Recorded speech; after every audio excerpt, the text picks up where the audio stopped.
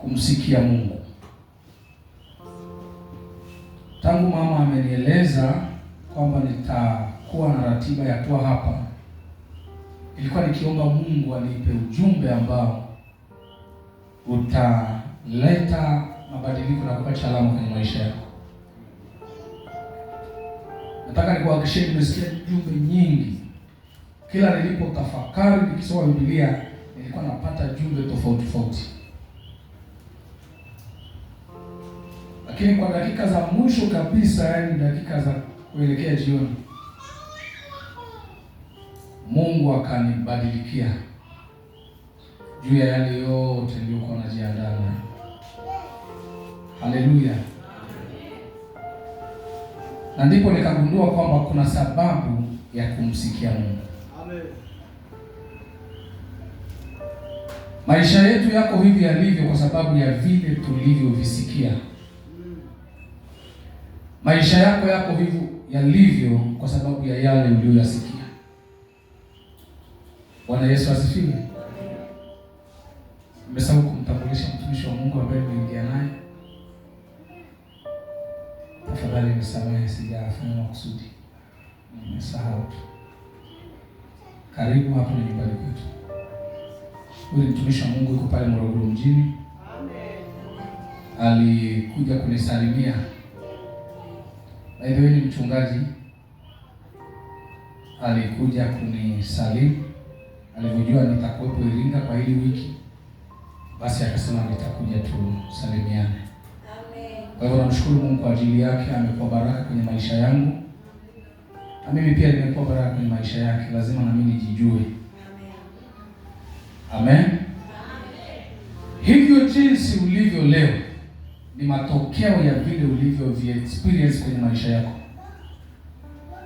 Yale uliyopitia, yale uliyosikia ndio yamekufanya kuwa hivyo ulivyo leo.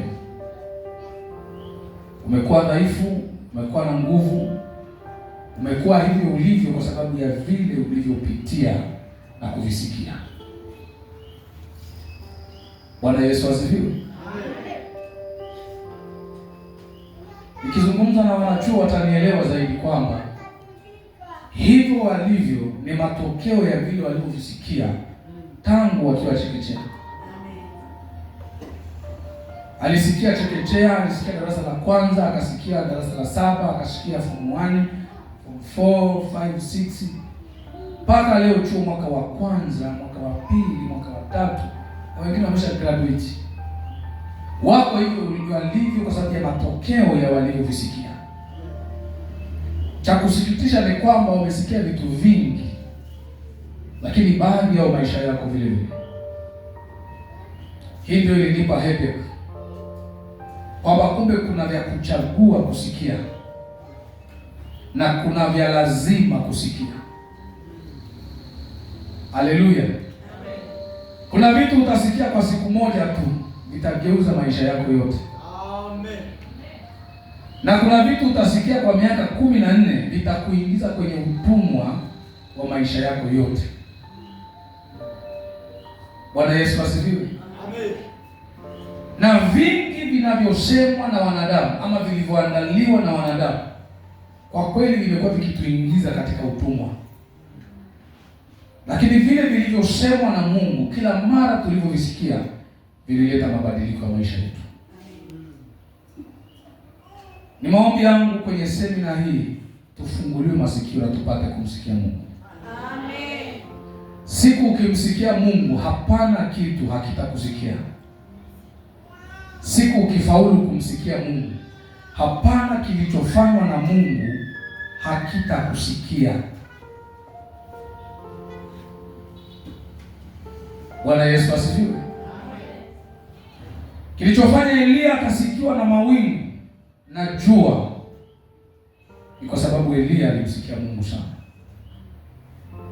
Kilichofanya Joshua akasikilizwa na jua ni kwa sababu Joshua aliweza kumsikiliza Mungu.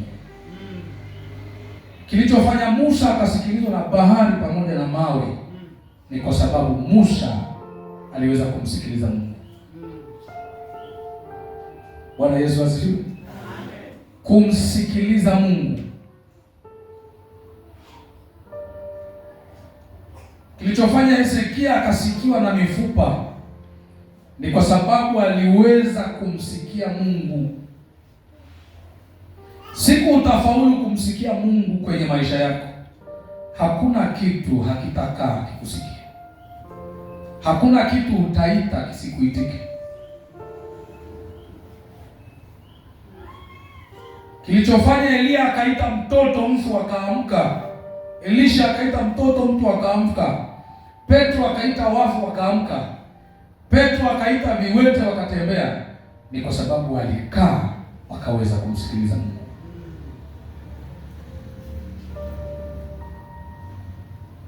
Kama kuna vitu natafuta kwa nguvu katika ujana wangu, ni kumsikia Mungu.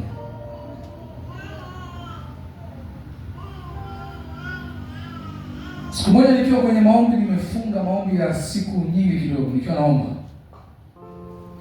nilikuwa naomba Mungu anisaidie nibebe nguvu zake na niweze kuleta matokeo yanayotokana na nguvu za Mungu. Moja ya vitu Mungu alinisemesha katika siri ya kubeba nguvu zake ni kumsikia. Amen. Unaweza ukawa mtu wa mifungo sana, unaweza ukawa mtu wa sadaka sana, lakini matokeo yakawa kidogo. Ila siku utakuwa mtu wa kusikia sana. Ninaposema kumsikia Mungu, kunaambatana kutii yale anayokuambia. Siku utainua kiwango cha kusikia Mungu na kutii, hakuna kitu kitakataa kukutii. Amen. Kwa nguvu, kwa lazima kitakutii tu. Katika kusikia Mungu kuna hekima ya mbinguni ambayo imeambatana na sauti ya Mungu, ambayo hiyo hekima ya mbinguni iko kinyume kabisa na hekima za duniani.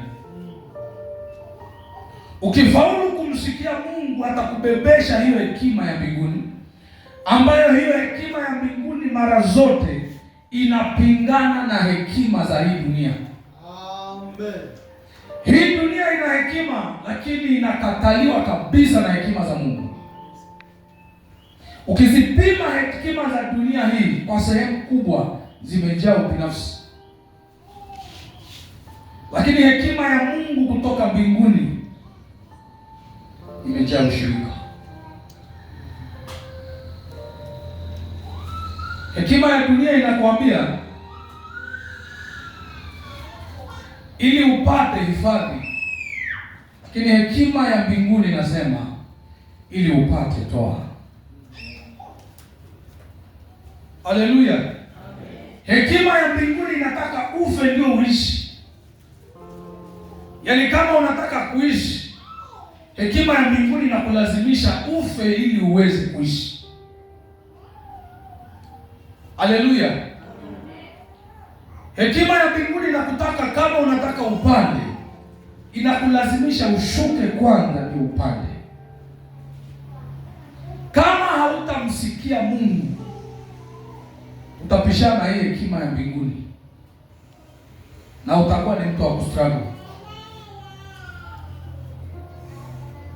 Hekima ya hii dunia inakudanganya kwamba ati ukiwa na masters ndio utakuwa mtu wa heshima.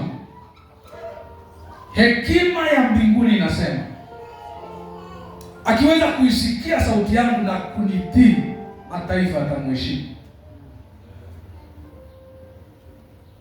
Haleluya. Kumsikia Mungu. Amen. Kumsikia Mungu. Huu ndio mtihani ulimshinda Adamu wa kwanza, Mwanzo 2:16-17. Huu ndio mtihani unatesa hata dunia leo. Huu ndio mtihani unatesa kanisa la leo. Mwanzo 2:16-17. Mwanzo 2:16-17. Nitasoma kama maandiko yanavyosema. Ndio. Bwana Mungu akamwagiza huyo mtu akisema, matunda ya kila mti wa bustani waweza kula. 17. Walakini matunda ya mti wa ujuzi wa mema na mabaya usile, kwa maana siku utakapokula matunda ya mti huo utakufa hakika. Mungu anazungumza na Adamu wa kwanza, anampa siri ya kuishi ambayo haina ukomo wa kuishi. Lakini mwanadamu kwa asili sijui amewekewa nini katika ufahamu wake. Ukishamwambia kitu usifanye, ndio anafanya aone nini kinatokea. Hii njia usipite, anataka apite aone kwa nini aliambiwa asipite.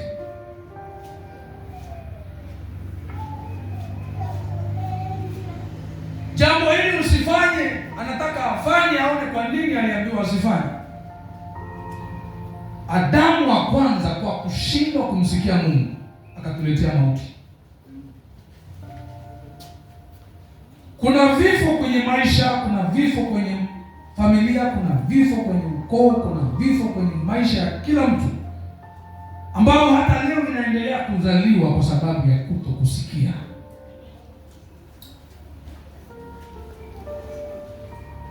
Bwana Yesu asifiwe. Amen. Hiyo huduma haikupaswa kufa kama ulimsikia Mungu kwanza. Hiyo biashara haikupaswa kufa kama ulimsikia Mungu kwanza. Hiyo ndoa haikupaswa kufa kama ulimsikia Mungu kwanza. Kusikia Mungu kuna nguvu ya kugeuza maisha ya mtu kwa siku moja.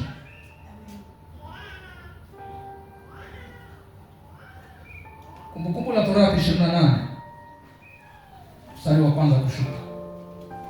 Kumbukumbu la Torati 28. Baada ya mwanadamu kuwa ameshashindwa kusikia sauti ya Mungu, amekaa nchi ya utumwa, amekaa mahali pa shida, mahali pa taabu ambapo sio sehemu ya ahadi ya maisha yake, Mungu kwa huruma zake, kama ambavyo kwenye wiki hii atatuhurumia wale ambao tuliingia kwenye utumwa kwa sababu ya kutokusikia, ameahidi kututoa kwenye utumwa huo. Amen. Baada ya kumtoa katika utumwa, Mungu anaweka angalizo ili usije ukarudi tena kwenye utumwa. Anamueleza kinachopaswa akifanye ili kisije kamuingiza kwenye utumwa. Kwa baada ya Mungu kumtoa Adamu katika utumwa, anamwandikia kitabu kinachoitwa kitabu cha kukumbuka. Kitabu hiki kinakumbusha yaliyonenwa katika Mwanzo, kinakumbushwa yaliyonenwa katika Kutoka, kinakumbusha yaliyonenwa katika kitabu cha Mambo ya Walawi, kinakumbushwa yaliyonenwa katika Hesabu. Mungu anaandika kitabu cha kukumbuka ili kumkumbusha mwanadamu kwamba usisahau, ukumbuke. Sasa anamkumbusha nini? Anasema katika Kumbukumbu la Torati 28 Kumbukumbu la Torati mstari wa kwanza maandiko yanasema, itakuwa utakaposikia sauti ya Bwana Mungu wako. Mwanadamu, kumbuka kilichokupeleka Misri ni kutokusikia. Sasa nimekutoa, nataka ukumbuke, usije ukasahau. Utaisikia sauti ya Bwana Mungu wako kwa bidii, kutunza kuyafanya maagizo yake yote ni kuagizayo leo. Utasikia na utunze hayo anayokuagiza. Ndipo Bwana Mungu wako atakapokutukuza juu ya mataifa yote ya dunia. Kama unahitaji kutukuzwa katika mataifa, hauhitaji degree, hauhitaji kipawa cha juu, hauhitaji karama fulani, unahitaji kusikia Mungu na kutii maagizo yake. Na baraka hizi zote zitakujilia. Na kama unahitaji baraka kutoka mbinguni, hauhitajiki uweke bidii kwenye kitu kingine. Mungu anahitaji uweke bidii katika kusikia. Sikia maagizo, sikia sauti ya Mungu, sikia yale anayotaka ufanye, utabarikiwa. Ni kusoma kupata usikiapo sauti ya Bwana Mungu wako, utabarikiwa mjini, utabarikiwa na mashambani. Utabarikiwa uzao wa tumbo lako na uzao wa nchi yako na uzao wa wanyama wako wa mifugo, maondeo ya ng'ombe wako na wadogo wa kondoo zako. Litabarikiwa kapu lako na chombo chako cha kukandia unga. Utabarikiwa uingiapo, utabarikiwa na utokapo.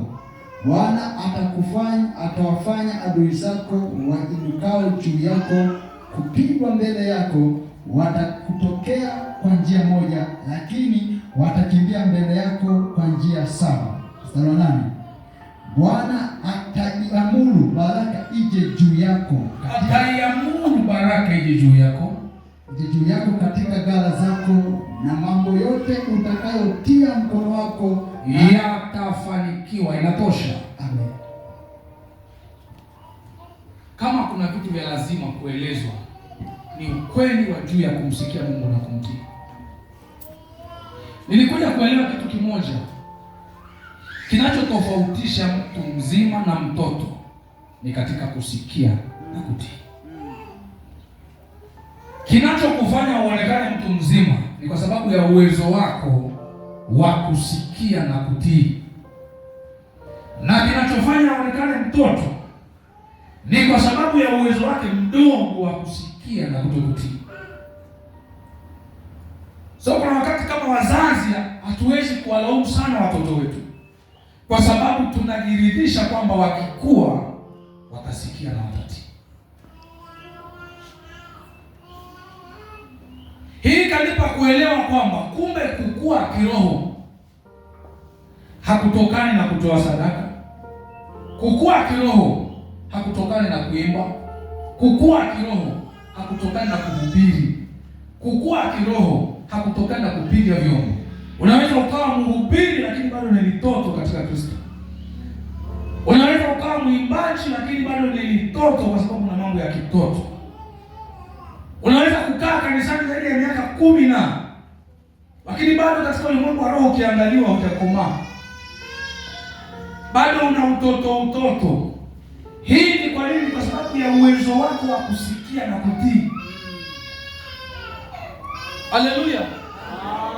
Kukomaa kiroho kunapimwa na uwezo wa mtu kusikia na kutii. Siku nitagundua kwamba sasa Elia amekomaa kiroho, sasa Ibrahimu amekomaa kiroho, sasa mgonjwa amekomaa kiroho, sikuhubiri, sikuimba, sikusoma Biblia, nitaanza kuona matokeo yanayotokana kusikia sauti ya Mungu na kuitii. Hapo unaanza kugundua huyu amekomaa kiroho, huyu ameanza kukomaa kiroho.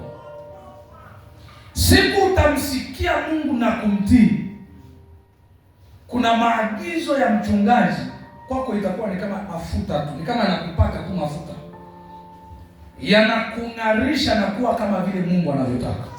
Amen. Haleluya. Kuna wakati wazazi wetu wa kiroho wametutamkia baraka mno, lakini hawajawahi kuona matokeo ya zile baraka wanatamka kwetu. Nikatafuta sababu ni nini, nikagundua wanaotamkiwa baraka bado ni watoto, na Mungu habariki watoto. Mungu anabariki watu wazima ili wadhihirishe baraka za Mungu. Amen. Haleluya. Amen. Mtoto kuna namna anaweza kupewa neema fulani ya ulinzi, neema fulani ya namna fulani ya ahadi za Mungu kwa namna fulani, lakini mtu mzima anahitaji baraka za Mungu, kwa kuwa baraka za Mungu hazina majuto. Kwa kuwa baraka za Mungu zinatajirisha. Kwa kuwa baraka za Mungu zinaponya. Kwa kuwa baraka za Mungu zinainua. So kuna wakati wazazi wetu wanatutamkia baraka ili tuinuliwe, ili tutajirishwe, ili tuponywe, ili tutofautishwe, lakini zile baraka zinapokuja kwetu zinatukuta bado hata kusema mama hatujaweza. Kiroho tunaimba sawa, tukiwa kanisani tunaimba sawa, wakati mwingine tunajazwa nguvu ya Mungu sawa, lakini wakati Mungu anatazama kwa jicho lake kutoka mbinguni, anaona vitoto vya Sunday school viko kwenye ibada ya watu wazima. Haleluya. Sasa utabariki mtoto ambaye atakusema mama hajaweza. Huyu ni kuombea tu ulinzi na neema ya wokovu. Zile baraka za Mungu zinazofanya matokeo katika maisha ya mtu, zikija kwake zinakuta hakuna pa kukaa. Haleluya. Amen. Bwana Yesu asifiwe. Amen. Natamani baada ya semina hii mtu mmoja aanze kuweza kumsikia Mungu. Amen. Bwana Yesu asifiwe. Amen. Kama kuna vitu kwa sehemu utaniambia leo, mgonjwa nakupa nafasi ujivunie kimoja wapo, ukiachana mke wangu, lakini na wewe kwa nini naambia kimoja tu? Haleluya. Ukiachana na mke niliyepata, moja ya jambo naweza kujivunia sana katika ujana wangu ni kale ka uwezo kadogo ka kusikia na kutii yale Mungu anayosema. Haleluya. Kuna sehemu naweza kukaa, sihitaji hata unitie moyo wala unifariji, lakini najihesabia miaka 5 iliyopita, miaka 6 iliyopita, vile jinsi nilikuwa naweza kumsikia Mungu ila simtii, vile jinsi nilikuwa najua Mungu anataka nini kwangu ila sifanyi. So leo nikikaa mahali nikijipima, naanza kujivunia kwamba umeanza kufanya vizuri, umeanza kwenda vizuri. Hata usiponitia moyo, kuna wakati najiambia kama mgonjwa ukiendelea hivi, kuna mahali utafika, kwa sababu najijua nilipokuwa, najijua nilipo sasa. Na ukiniuliza ni nini nimefanikiwa katika hayo niliyokuwa na sasa nilivyo, nitajivunia kusikia na kutii sauti ya Mungu. Amen. Haleluya. Amen. Bwana Yesu asifiwe. Amen. Kumsikia Mungu. Moja ya vitu tunazidiwa na watu wa duniani ni kusikia miungu yao.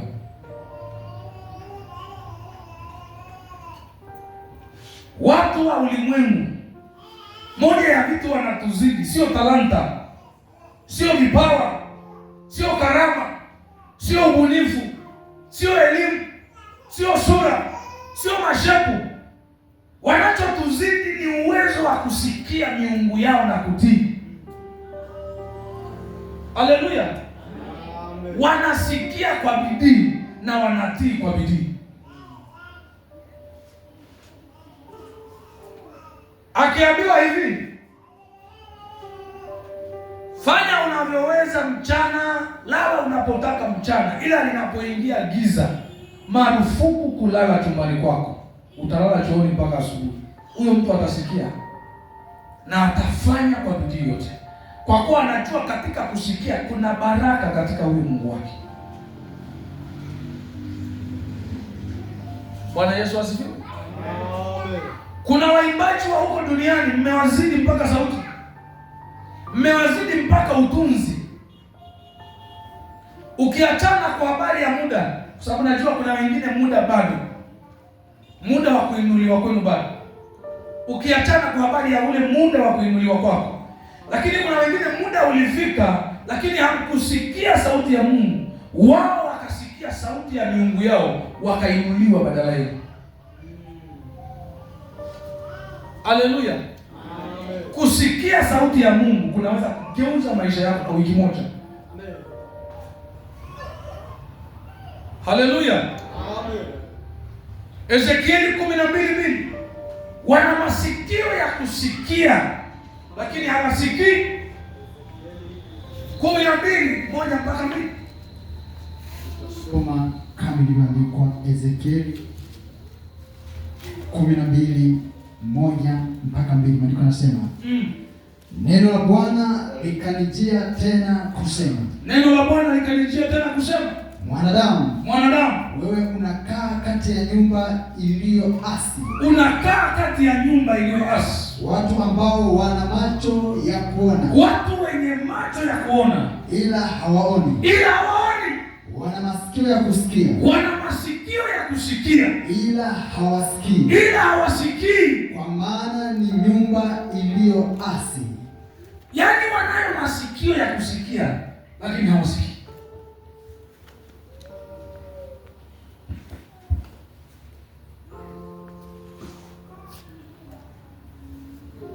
Roho Mtakatifu akaniambia wakati naandika somo hili, akaniambia mtu hafi siku akikata pumzi, mtu anaanza kufa siku akipoteza kusikia Mungu na kumtii. So kumbe makanisani tunao wafu wengi wenye majina ya kuwa hai. Kwa nini? Kwa sababu walishapoteza uwezo wa kusikia na kutii.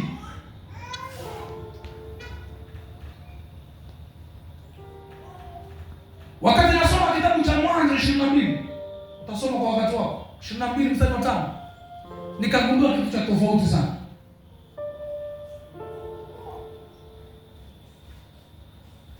Neno kuabudu kwa mara ya kwanza tunaliona katika mstari huo katika Biblia. Na wanatheolojia wanasema unapotaka kulifasiri neno katika Biblia, kuna njia mbili sahihi za kulifasiri.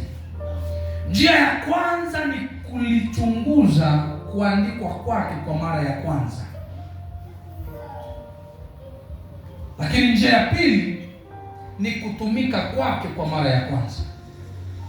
So neno kuabudu kwa mara ya kwanza limeandikwa katika kitabu cha Mwanzo 22. Na likatumika kwa mara ya kwanza neno kuabudu katika Mwanzo hiyo 22. Na anayesema neno hili kuabudu ni Ibrahimu.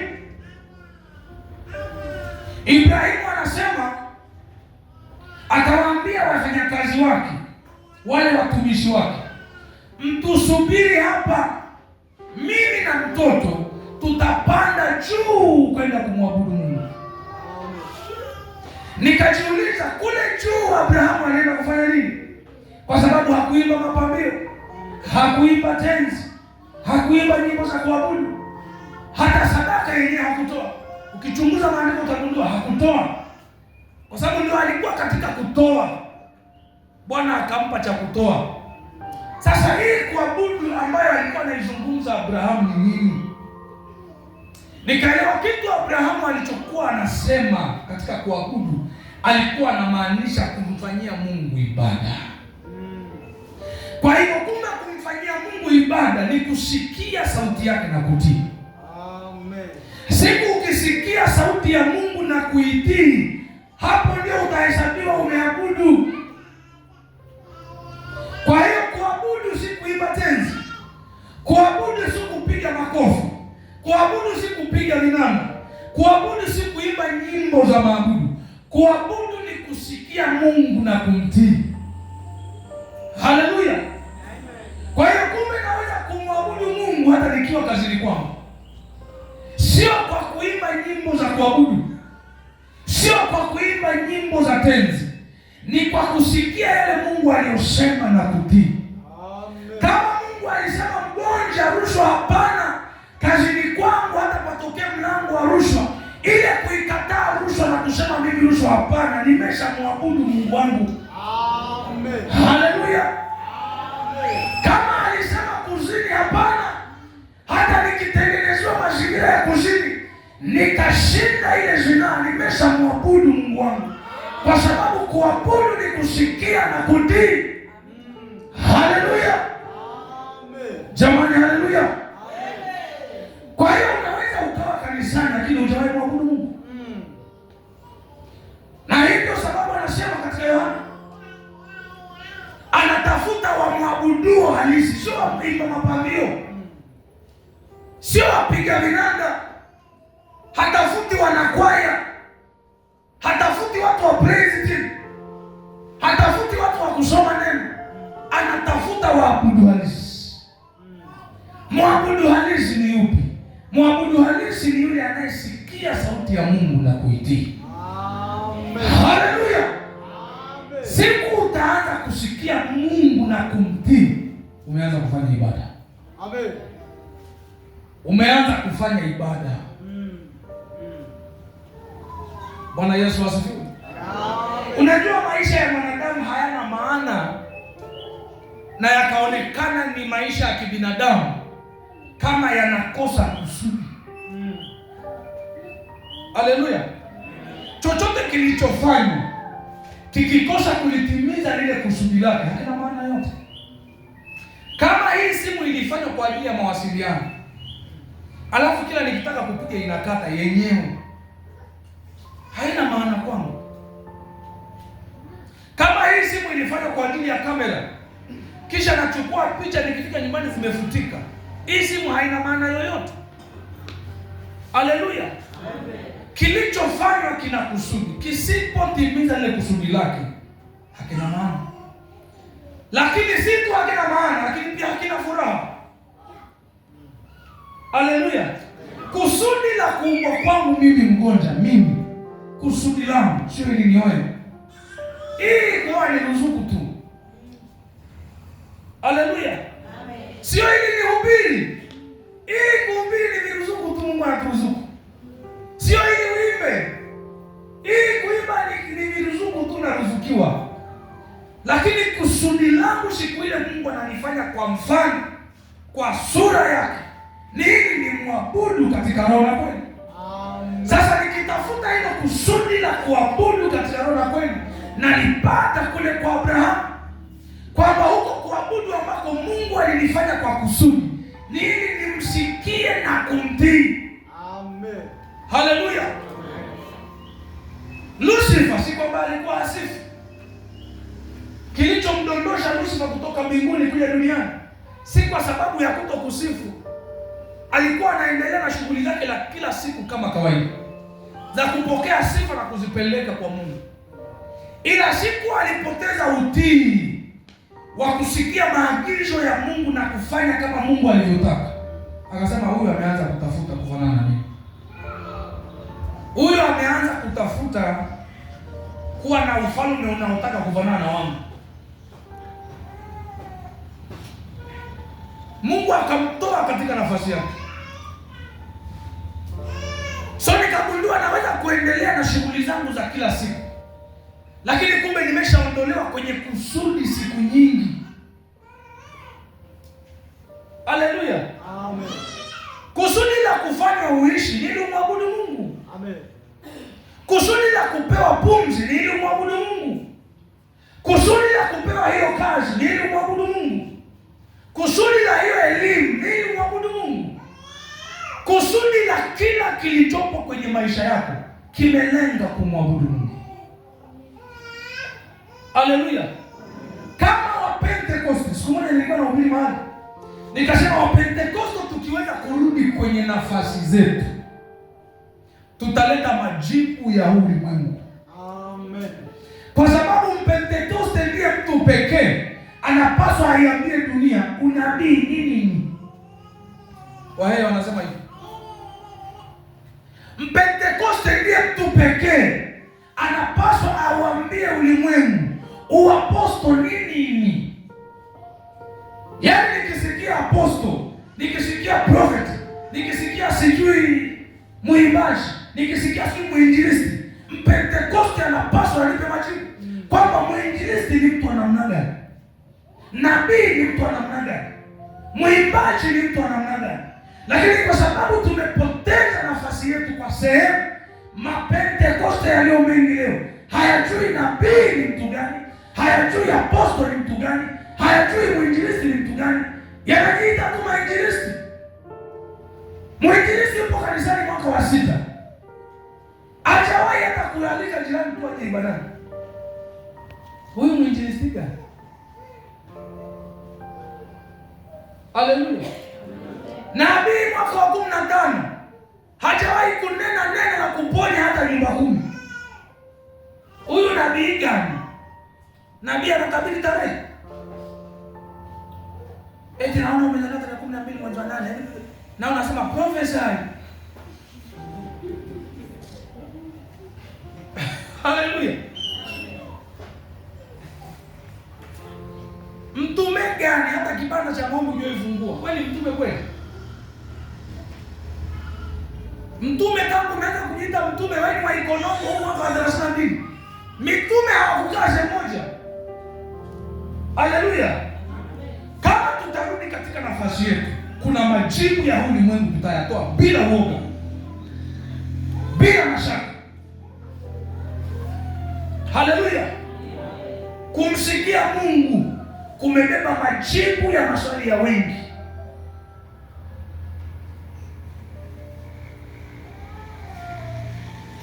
Bwana Yesu asifiwe.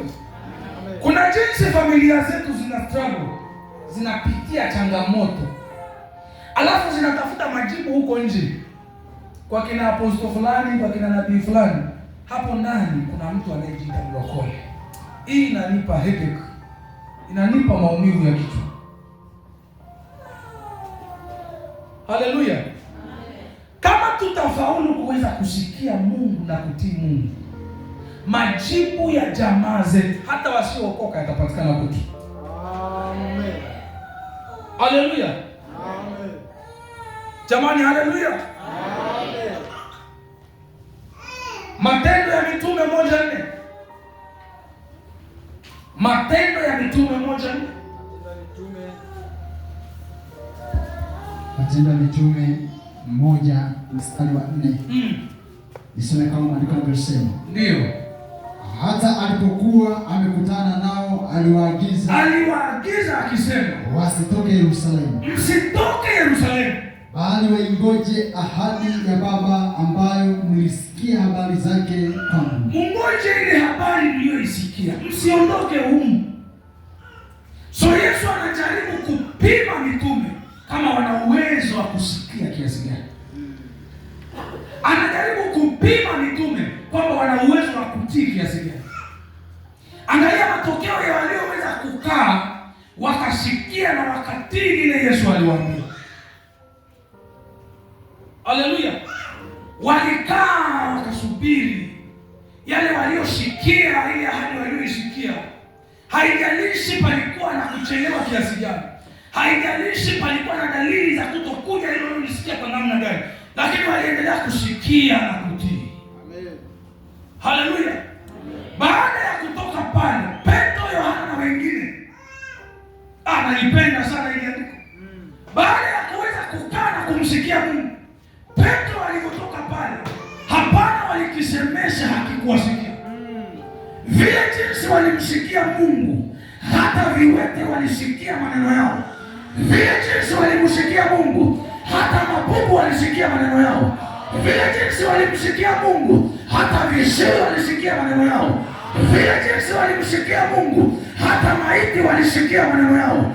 Vile walimsikia Mungu, hata anga lilisikia sauti zao. Siku ukiweza kumsikia Mungu, hapana ambacho hakitakusikia. Haleluya. Amen. Ukiweza kumsikia Mungu, ukiweza kumsikia Mungu na kumtii, hakuna kitu hakitakusikia. Katika hii dunia hapana kitu hakitakusikia. Katika ulimwengu hapana kilichofanywa na Mungu hakitakusikia. Kule kukaa na kumsikia Mungu, mpaka mapepo yanayatambua na watambua. Haleluya. Amen. Kumsikia Mungu na kumtii. Amen. Kumsikia Mungu na kumtii. Matendo ya Mitume 3:16. Matendo ya Mitume 3:16. Nisome kama ilivyoandikwa. Na kwa imani katika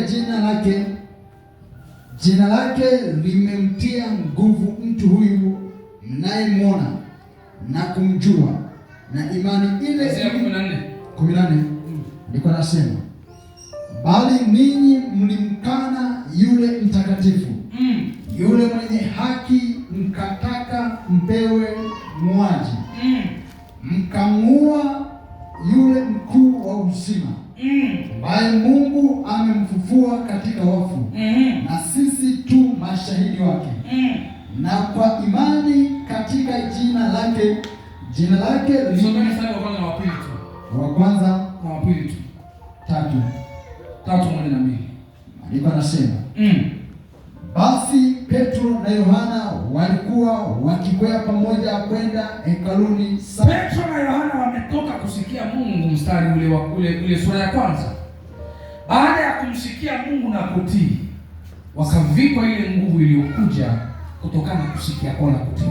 Sasa wanatoka, maana Yesu aliwaambia msitoke humu mpaka mvikwe nguvu. Wakasikia, wakatii.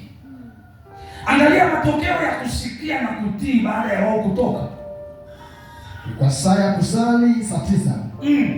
Na mtu mmoja aliyekuwa kiwete toka tumboni kwa mama yake alichukuliwa na watu ambaye walimweka kila siku katika mlango wa hekalu. Alichukuliwa akaweka katika mlango wa hekalu ito mzuri, ili aombe sadaka kwa watu waingiao. Hapo kwa watu waingiao.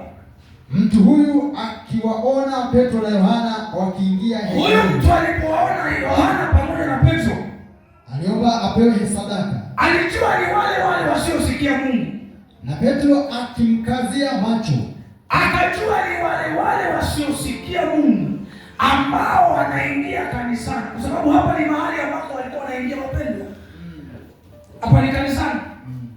Walikuwa wanaingia walokole wengine, na wale walokole ndio walikuwa wanampa pesa. Haleluya! Lakini siku ile kibao kikabadilika. Biblia inasema yule kiwete aliyezoea kupewa sadaka na Wakristo, na waita Wakristo wasiosikia, siku hiyo akakutana na Wakristo ambao si wasikiaji tu, bali ni wasikiaji na wenye kutii sauti ya Mungu. Na vile jinsi unajizoesha kusikia na kutii sauti ya Mungu, pale mwanzo nilikwambia, Mungu akikusikizisha sana maneno yake, anaweka hekima yake ndani yako. Na ile hekima ya Mungu ikishaingia ndani yako, inaanza kupingana na hekima za dunia. Sasa hekima za hii dunia zinasema ukikutana mtu kiwete, msaidie shilingi 200. Hekima za hii dunia zinasema ukikuta omba mpe 500. Hekima za hii dunia zinasema mtu akiugua HIV anywe dawa bila kuacha. Hekima za hii dunia zinasema kama mtu ana vifungo kadha wa kadha anaweza kufa navyo. Hekima ya hii dunia inasema kipofu apewe fimbo ya kumuongoza. Hekima ya hii dunia inasema mwenye kutokusikia sasa hivi na vifaa anawekewa ajili ya kuwasaidia kuakisi na kusikia. Hekima ya hii dunia inasema kiwete atafutiwe machela. Hekima ya hii dunia inasema kiwete apewe magongo. Ndivyo hekima ya hii dunia inasema. Haleluya, amen. Hekima ya hii dunia inasema hivi: ukishafikisha miaka 52, miaka 40 na kitu, kuna umri fulani ukifika, hekima ya hii dunia inasema kuolewa basi. Haleluya. Hekima ya hii dunia inasema hivi: kama hauna mtu juu, hauwezi kufika juu. Hekima ya hii dunia inasema kama hauna connection, hauwezi kupata kazi. Haleluya, haleluya. Hekima ya hii dunia inasema kama umekosa mkopo, hauwezi kusoma kama wazazi hawana fedha. Ndivyo hekima ya hii dunia inasema. Lakini Petro na Yohana walioweza kukaa na kumsikia Mungu, walisikizishwa maneno ya Mungu, wakajazwa hekima ya Mungu inayopingana na hekima ya duniani. Wakati Petro anaingia katika mlango wa hekalu uitwao Mzuri, akamkuta kiwete alimjaa hekima ya duniani, ambayo inamwambia ni wajibu wangu mimi kiwete kusaidiwa na wewe mwenye miguu miwili. Ni wajibu wangu mimi kiwete kupewa pesa na wewe mwenye mikono miwili. Petro akasema hapana, hiyo ni hekima ya duniani. Nimebeba hekima ya mbinguni. Nikiidownload hekima ya mbinguni nasema ukikutana na mgonjwa asiyeweza, hapana kumnunulia vidonge, weka mikono juu yake naye atapata afya. Hiyo ndiyo hekima ya mbinguni. Ukikutana na kipofu, weka mikono juu yake naye atapata kuona. Hiyo ni hekima ya mbinguni. Ukikutana na asiyeona, wewe weka mikono juu ya macho yake naye macho yatapata kuona. Haleluya. Hekima ya mbinguni inapingana na hekima za duniani. Petro akamwambia yule kiwete, Mimi sina hiyo hekima ya dunia. Nilicho nacho ni hekima ya mbinguni. Maana katika Methali anasema, kwani hekima halii. Ukiendelea pale mbele anazungumza kwa habari ya hekima kama vile ni kiumbe hai. Ukipima sana hekima katika Methali utagundua hekima ni Yesu. So Petro anasema, mimi sina hekima ya hii dunia. Hekima ya hii dunia inasema saidia umeomba, saidia umeomba, saidia umeomba, saidia umeomba. Hekima ya hii mbingu yangu, hekima ya huko mbinguni kwa Baba yangu inazungumza tofauti. So Petro anamwambia kiwete, sina fedha wala dhahabu. Kumbe huyu kiwete hata dhahabu alikuwa anapewa. Anasema sina fedha hata dhahabu, lakini nilicho nacho ndicho nikupacho. Haleluya! Sasa hampi jina la Yesu na kumwacha, anampa hekima Yesu na kumlazimisha hekima inayotaka. Amen. Haleluya. Hekima inasema kiwete akikutana na Yesu habaki kiwete tena. Amen. Kiwete akikutana na hekima ya mbinguni habaki ombaomba tena. Haleluya. Mwenye HIV akikutana na hekima ya mbinguni habaki na HIV tena. Ni nani mwenye hiyo hekima ya Mungu ambaye ni Yesu Kristo, atakaipeleka kwa vipofu, atakaipeleka kwa viziwi, atakaipeleka kwenye HIV, atakaipeleka kwenye mifungo? Ni nani huyo? Biblia inasema ni yule tu atakayesikia sauti yake na kuitii. Kusikia sauti ya Mungu. Amen. Kusikia sauti ya Mungu. Amen. Kusikia sauti ya Mungu. Amen. Ndivyo hekima za dunia zinavyosema.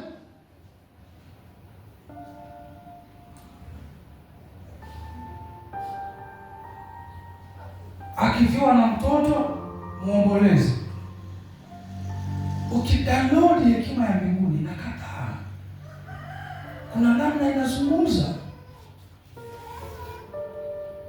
Haleluya. Ati ni tasa mwaka wa 6. Hekima ya dunia inasema aende Maria Stopazi, sio atumie dawa za chango, sio atu. Wewe hakuna mtoto anapatikana kwa chango. Hakuna mtoto anapatikana kwa Maria Stopazi. Hiyo hamna. Hizo ni hekima za duniani. Na ndio maana zimetoa watu, hii hekima ya dunia imezaa watu ambao hawakubaliani na hekima ya Mungu.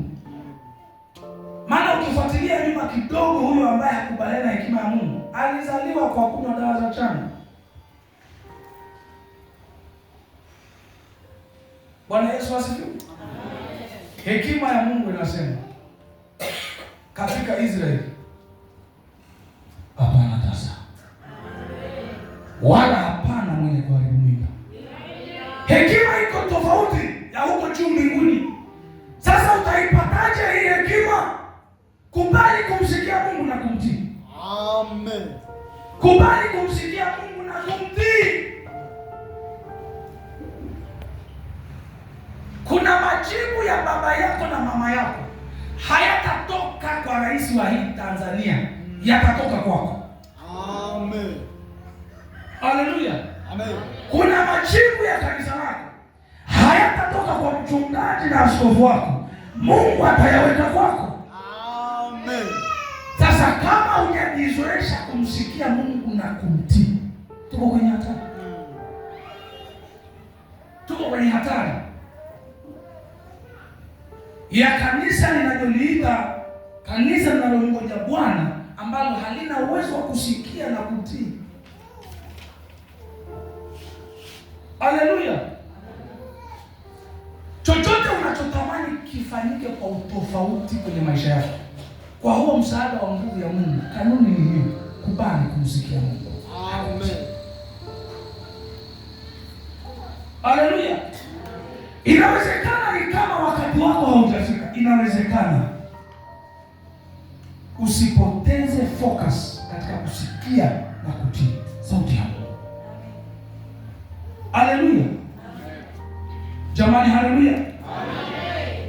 Jamani, haleluya. Wakati Yesu yuko mlimani pamoja na wanafunzi na ile kundi lililomfuata, Biblia inasema Yesu aliwauliza wale wanafunzi wake kwamba mna nini? Wakasema tuna hichi na hichi kwa kidogo. Kisha Yesu akavichukua na kuvimultiply zile samaki pamoja na mikate. Maandiko yanasema lile kundi likiwa limeketi chini mahali pamoja, wakaanza kugawiwa mikate pamoja na samaki. Nina uhakika kabisa kuna waliokuwa nyuma. Kwa hiyo wale waliokuwa mbele ni kama walindani wamependelewa kupata kabla walio nyuma. Wasijue mikate na samaki ni ya kutosha kundi lote. Kuna wakati unaweza kudhani umechelewa, lakini portion yako ipo. Kubali kutulia mahali pamoja na kumsikia Mungu. Kilicho cha kwako kitabaki kwa cha kwako. Haleluya. Ni kweli ameolewa kabla yako, ni sawa. Wakati wa kuolewa kwake ulifika. Kubali kukaa na kutulia mahali pamoja ukimgoja Bwana. Ndoa yako inakuja. Ni kweli mmemaliza chuo pamoja na yeye amepata kazi kabla yako. Ni sawa, inawezekana alika mstari wa mbele. Subiri na kutulia ukimgoja Bwana. Wakati wa kazi yako upo na unakuja. Yeye Mungu aliyeruhusu usome mpaka ugraduate ameshakuandalia ofisi ya heshima sana. Haleluya. Kubali kutulia na kungoja ukisikia sauti ya Bwana. Amen. Haleluya. Amen. Sasa ukianza sikiliza wanadamu, muda unaenda, unajua wenzako wanaolewa, wewe bado. Basi sasa kwa sababu muda unaenda na umri unaenda, basi ongeza. Hekima gani inasema hivi? Inasema kama anachelewa kuzaa, kama anachelewa kuolewa, afanyeje? Jamani, kama anachelewa kuolewa afanyaje? Azae. Si ndio hekima ya ulimwengu? Lakini hekima ya mbinguni inasemaje? Kila mtu mke ana mkeo, kila mtu mke ana mume wake, na kila mume ana mke. Haijalishi na miaka 48 na miaka 62, ataletwa hata mgeni aliyefiwa na mke atakakuoa. Haleluya. Hiyo ndio hekima ya mbinguni. Sio hii eti uzae sasa ukizaa.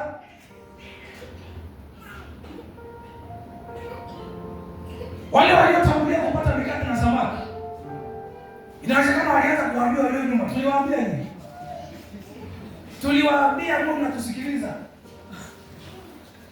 Lakini walio nyuma wenye uhakika, waliomsikia Yesu akisema ligawie kundi mikate na samaki, walisikia sauti ya Mungu akajua Mungu si mwanadamu hata aseme uongo. Kama mikate ilikuwa 5 na sasa anasema ligawie kundi, itatufikia na sisi. Amen. Haleluya. Jamani, haleluya. Amen. Haleluya, haleluya. Amen. Jamani, haleluya. Amen. Kumsikia Mungu. Amen. Mwambie jirani kumsikia Mungu. Mwambie kama kuna vitu unakosa, ni kumsikia Mungu na kumtii. Siku kamsikia Mungu na kumtii, maisha yako yamebadilishwa. Historia yenu imebadilika. Kutembea kwako kumebadilika. Haleluya. Kusikia Mungu na kutii.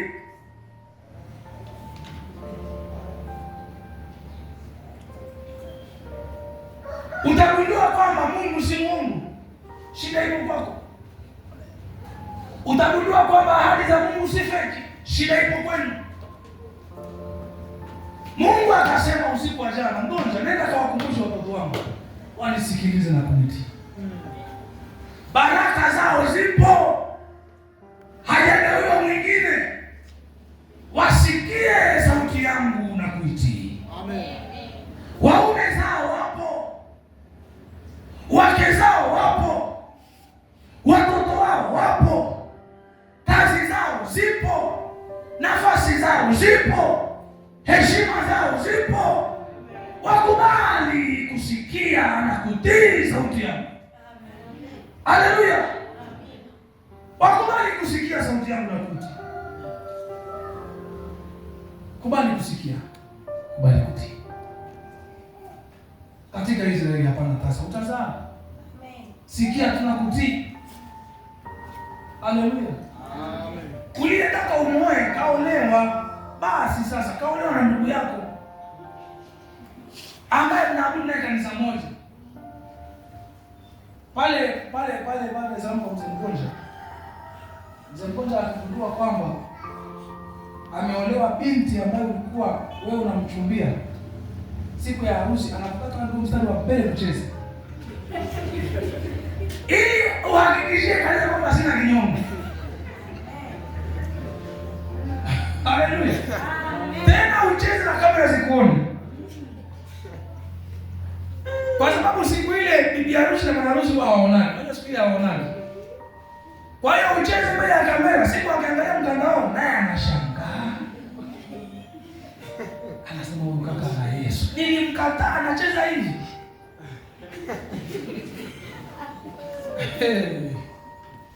Kubali kusikia na kutii. Hivyo na kwa wanaume na kwa wanawake. Uliyetaka akuoe kao mwingine sasa. Siku ya ndoa yake cheza mpaka yani yeye mwenyewe mpaka aishi labda kama una bomu. Mpaka aombe mashemasi jamani napenda asinisongelee. Kumbe unataka kumwambia Ibrahim mimi na Yesu. Amen. Haleluya. Amen. Haikuwa zamu yangu. Zamu yangu inakuja. Na mimi nitaletoa Ibrahim wangu. Amen. Kusikia na kutii sauti. Amen. Haleluya. Kama litapatikana kanisa lenye uwezo wa kumsikia na kumtii Mungu, tutawapunguzia wachungaji wetu mzigo. Kuna masomo hautayasikia makanisani yakifundishwa tena. Hayo masomo yatabaki kwa wachanga wa kiroho. Kwa miaka 14 ulionao, kukuhimiza kutoa fungu la 10 ni kumkosea Mungu wakati mwingine. Miaka 14 wewe mpaka leo tukusisitize toa fungu la 10, faida fungu la 10, fungu la mpaka mwisho wa siku sasa wachungaji wanaonekana wana madeni. Kama mchungaji anaonekana ile deni na sababu za rejesha. Amesisitiza jamani. Hamna, anatafuta milango ifunguke na madirisha ya mbinguni kwa ajili yake. Amen. Kuna milango ya mbinguni mingine ni ndoa. Kuna madirisha ya mbinguni mengine ni kazi. Sasa hayafunguki. Ndio maana inabidi tu usikilize sasa hekima ya duniani. Wanakuambia dada zako, wewe sasa muda unaenda, basi ongeza hata utuletee kajomba. Na wewe unapiga hesabu. Ai nini nikakataa. Joyce naye kanikataa. Debora naye juzi ndio kabisa kaniambia mimi niolewa na mtu kama wewe. Potelea mbali, nikikutana na Mwajuma nasikiliza maneno ya dada zangu. Haya subiri udana Mwajuma. Si umesikiza maneno ya dada zangu? Subiri Mwajuma akuzalie. Ile hasira ya Mungu yote anaiweka kwa watoto. Yote inawekwa kwa watoto. Yaani, ili ujue kama ulimkasirisha Mungu. Ile hasira inachukuliwa kama ilivyo kwa watoto. Mpaka unaanza kutafuta. Aka katoto kana tabia za shangazi yake. Hamna. Ni hasira ya Mungu iliwekwa hapo. Umezaa mtoto kila siku anaulizia umri wako. Hii ina maana gani? Kila siku. Kwa nini baba una miaka mingapi?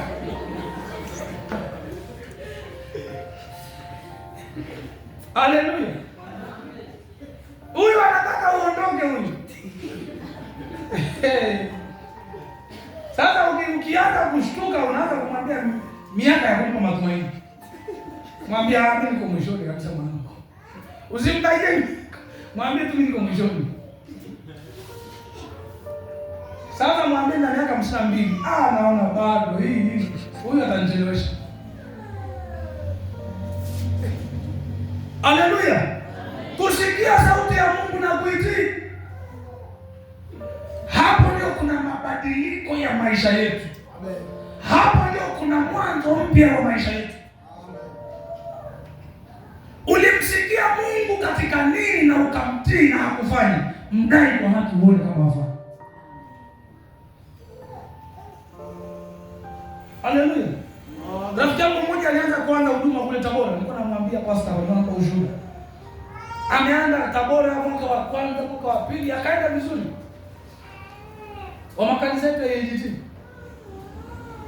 Baada ya mwaka wa tatu washirika wakaanza kudrop. Wakaenda ikafika hatua kama kanisa za washirika hapo. Akaamua kutoka Tabora kuja Manyoni. Akasema Tabora makanisa yanaanza kuwa mengi. Akaenda Manyoni. Yeye kazi yake ni kuulizia, vipi huko Manyoni? Kuna mhubiri wa nguvu huko? Kuna watu wake? Akaenda na Manyoni. Manyoni ndio sio tu washirika walikuwa walitaka na kumuua kabisa. Sasa siku moja tunazungumza.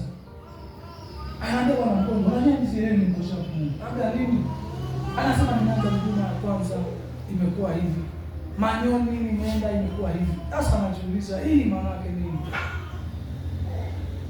Siku zile nilikuwa sijapata ufahamu wa kutosha kumwambia. Nilimtia moyo. Nikamwambia ingia na kufunga. Ingia kwenye kufunga na kuomba. Anasema mzee nimefunga na kuomba sana. Sikuwa na ufahamu wa kutosha siku zile.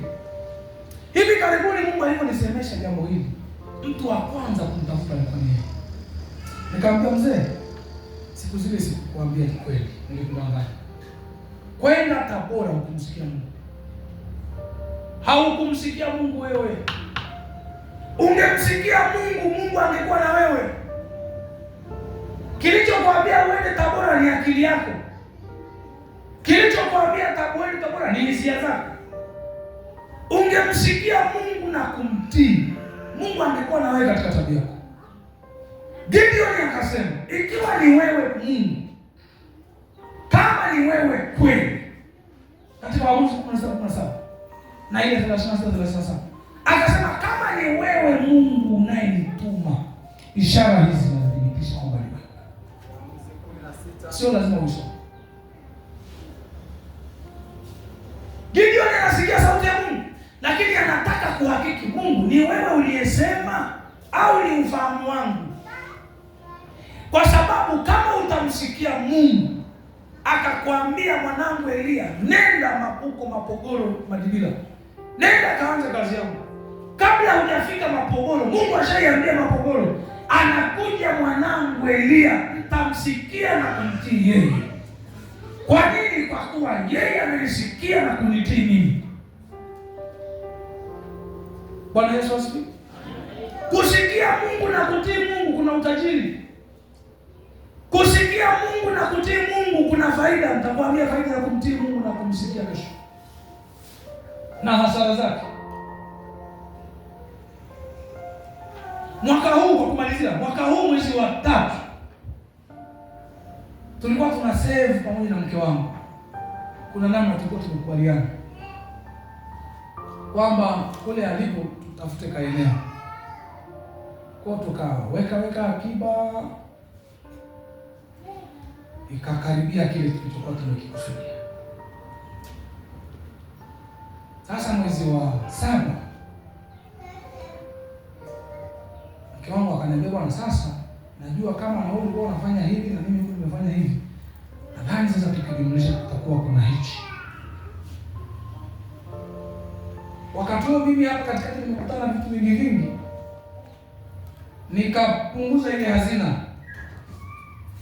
Kwa hiyo unaweza kumwambia mwenzako moja kwa moja, ikawa ni mtihani kidogo. Kwa hiyo nikamwambia, hebu subiri kwanza tumsikilize Mungu. Tumsikilize Mungu. Hapo natafuta napata wapi hela ya kujazia? Usio mjinga kila wakati. Kuna wakati una akili. Kuna wakati kama huwezi kuingia, muingize Yesu. Mwambie, tangulia wewe, pakikushinda na wewe basi huko mimi sielekei kabisa. Nikamtanguliza Yesu na hebu tumsikilize. Kwa hivyo akasema, mimi najua wewe ukisema tusikilize tunasikiliza. ila moyo anasema hamna hela. Sasa na Mungu nao zikaue sasa, nishakutanguliza huko, utaleta shida kwenye hilo. Mwezi wa 7 mwishoni kulikuwa na harambee kule alipo. Alafu usiku wake kuna kitu Mungu akanisemesha. Alafu hicho kitu kinafanana na kale kahakiba kalikobaki. Kimoyo nikasema shindwa shetani. Yaani ndio nataka kuharibu kabisa. Lakini asubuhi nilipoamka nikapata amani. Nikaitii ile sauti ya Mungu.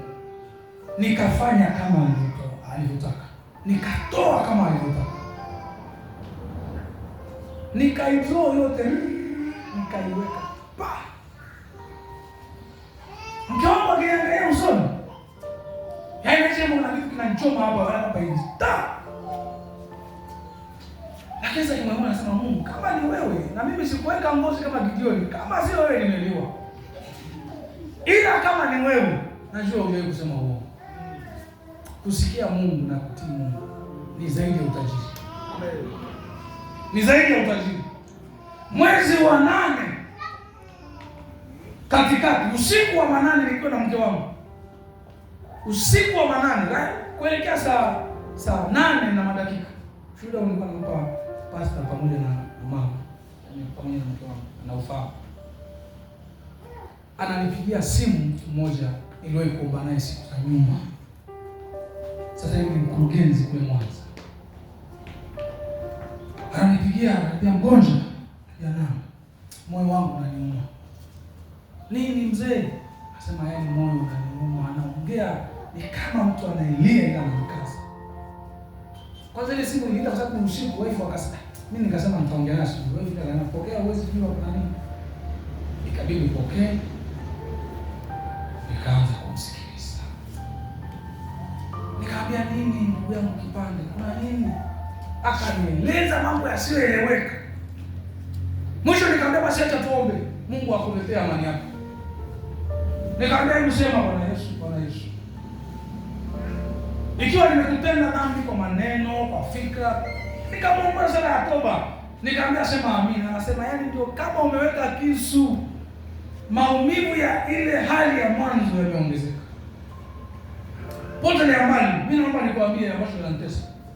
Nikasema sema, kumbe una kitu kinakutesa useme. Sema. Akasema wiki moja iliyopita nilisikia sauti. Mimi katika maisha yangu sina tabia ya kufunga na kuomba. Lakini nilisikia sauti nikajua ni ufahamu wangu. Ila imejirudia zaidi ya mara 3. Na mara ya 3 imekuja katika maono na ikaweka mkazo katika ndoto. Inasemaje? Anasema hii sauti inasema. Akaanza kulia kidogo kabla hajasema. Akasema hii sauti mgonja. Mimi na kiwanja nilinunua 2009 kule Dodoma. Akasema wamekuzulumu. Akasema hamna. Unajua miaka ile nilinunua milioni 9. Nikasema sasa kimenunua bei. Anasema hamna. Sasa nini? Mbona unalia? Anasema kimepanda bei mara dufu. Nikasema si ndio nzuri tumshukuru Mungu. Akasema eti hiyo sauti inasema nikupe wewe, nisipokupa wewe sitakuwa na amani. Nikasema hiyo ni pepo. Hiyo ni mali ya watoto wako. Hiyo ni pepo, tunakemea pepo. Shika tena moyo. Nikaomba kumtia moyo, ila kimoyo nasema Mungu. Ushawahi kuona mtu anaomba kwenye mdomo hivi? Mungu anasema hivi. Uwe na uwezo sasa kumsikia Mungu. Maana ukijichanganya, utatoa ya moyoni, utayaongea. Alafu yale ya kuongea ndio utasema moyoni. Yaani wakawa watu wawili wanaomba. Mtu wa nje anakemea, mtu wa ndani anasema ole wako. Badilishe wazo, hautakao upate amani. Nikamwambia amen. Mtu anataka anasema imeisha. Akasema sasa kitu kingine cha ajabu, mtumishi wa Mungu. Hiyo sauti haikuishia kwangu. Imeenda na kwa mke wangu. Nikasema na Mama G naye imemkuta. Akasema hebu mkae na Mama G. Akasema yeye anasemaje Mama G? Ni kama Mama G ndiye Yesu wangu sasa. Nataka nimsikie alafu niambie nini. Akasema Mama G anasema hatuna namna, tumpe tu. Kwani tumepoteza vingapi, tumpe. Nikasema Mama G ana Mungu. Mama G ana Mungu ndugu. Naomba usiku huu kabla ya kuja kucha tulale na jambo moja. Mama G ana Mungu. Nikakata simu. Nikamwambia mke wangu amka. Nikikwambia sikiliza sauti ya Mungu sikiliza. Nikikwambia subiri wewe unasubiri. Wewe unasema nini? Amna usubiri umeisha sikiliza. Siku nini? Nikaanza kuombea taifa. Nikaanza kubariki taifa la Tanzania. Haleluya. Nikaombea Tanzania kila mkoa na utaji. Sijawahi fanya hivyo kabla. Hiyo siku nakwambia niliomba. Kusikia Mungu kuna utajiri. Amen. Kuna utajiri. Saa 9 kasorobo usiku ule. Kumbe hakuendelea kupata amani. Akampigia mke wake mke wake akasema bwana, mimi nishakwambia Baba G, hii usitafute matatizo na Mungu. Sasa tangu wakati ule tumezungumza, unajua mtoto zaidi ya laki. Huyo mtoto wao G. Ikifika saa 7 anashtuka, anakimbia ni kama ana maruwe sio ana nini. Akasema sasa usiku nitafanyaje? Hebu nenda kwenye faili ile la viwanja. Piga picha nimtumie mgonjwa kama nishampa usiku. Akapiga picha zile hati. Usiku wa saa 9 akamtumia hati ya kiwanja kwenye picha. Haleluya. Asubuhi naamka nakutana muujiza wa kiwanja. Ambacho kama ni kukinunua kingesubiri mimi na mke wangu tustafu ndio tununue hizo kiwanja. Kwa thamani yake. Nikagundua kusikia Mungu na kutii kuna utajiri. Amen. Hii sitakanalo peke yangu. Nitaenda kuambia ndugu zangu wa Ikonongo. Amen. Kwamba jamani tumsikieni Mungu na kumtii. Kuna vinono, kuna utajiri, kuna raha. Kusikia Mungu na kutii. Amen. Haleluya. Amen. Sasa usianze kusikia Mungu leo na kwanza kuitisha viwanja. Mungu anaweza kukutokea kwa namna yako. Unaweza ukasema sasa naanza kumsikia Mungu leo. Kesho unaanza mfungo wa kuita kiwanja. Hiyo sasa unaomba vibaya. Hiyo ndio ile ya Yakobo. Haleluya. Amen. Hebu simama kwa miguu yako. Nilikuwa najaribu kuweka msingi wa neno ambalo Mungu amenipa kwa wiki hii. Najua hii wiki kuna baraka za watu ambazo Mungu ameshaziachilia kwetu. Ni sisi kuzipokea na kuzitumia. Haleluya. Amen. Usiwe na mashaka juu ya lile ambalo umekuja nalo na lile unalofikiri katika wiki hii. Mungu ametuhakikishia kupokea yale tuliyoyangoja kwa siku nyingi. Haleluya. Amen. Usiwe na mashaka na ile nguvu Mungu aliyoiandaa tayari kwa ajili yetu kwa wiki hii. Kuna kupona kwa ajabu ambako namwamini Mungu wa mama yangu aliyenituma kuwa hapa kwa wiki hii ataponya maelfu kwa mamia. Wewe utakuwa sababu ya kuponya ndugu yako aliye Mwanza. Utakuwa sababu ya kuponya aliye Mbeya. Utakuwa sababu ya kuponya aliye Singida. Kwa sababu yako wewe utatumika kama mnara wa kufikia wengine. Haleluya. Amen. Jana usiku nikiwa na mchungaji nikawa naomba Mungu, sasa umenisikizisha maneno yako na kunipa ujumbe. Sasa univike nguvu zako kwa ajili ya kundi hili.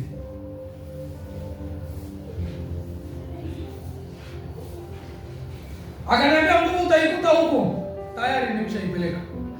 Nguvu iko huko. So najua juu ya madhabahu hii kuna nguvu itakayo transform maisha ya mtu. Amen. Kuna nguvu itakayobadilisha mwelekeo wa mtu. Amen. Nipe tu masikio yako ya kusikia na kutii yale Mungu anayosema. Kuna mapinduzi yatatokea ambayo uliyatarajia kwa miaka zaidi ya 5. Yanaweza kutokea kwa wiki moja. Hebu sema Bwana Yesu, nipo tayari sasa kusikia, kutii yale uliyokwisha kusema na mimi.